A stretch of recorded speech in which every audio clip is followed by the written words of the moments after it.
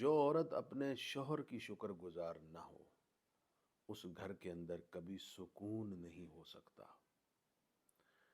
ناشکری کی نحوست اتنی ہے کہ اس سے بے سکونی، بے چینی، باہمی جھگڑے پیدا ہوتے ہیں۔ نبی اکرم صلی اللہ علیہ وآلہ وسلم نے فرمایا، اللہ رب العزت اس عورت کی طرف رحمت کی نظر ہی نہیں فرماتا جو اپنے شوہر کی شکر گزار نہ ہو، حالانکہ وہ عورت شوہر کے بغیر رہ بھی نہیں سکتی۔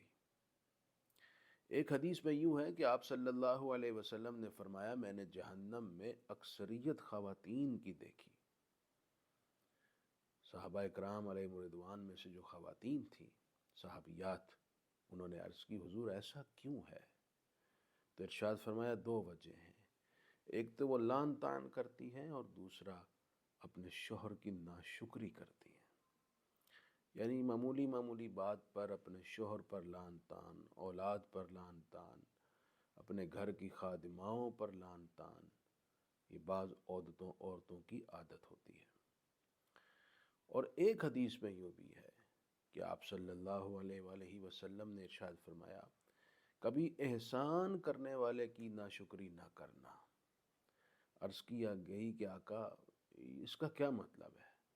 فرمایا، وہ خواتین جو گھر بیٹھے بیٹھے بوڑھی ہو جاتی، تنہا رہ جاتی، اللہ تعالیٰ نے انہیں شوہر دیا تو وہ شوہر کی شکر گزار نہ ہوئیں بلکہ شوہر کی ناشکری شروع کر دی۔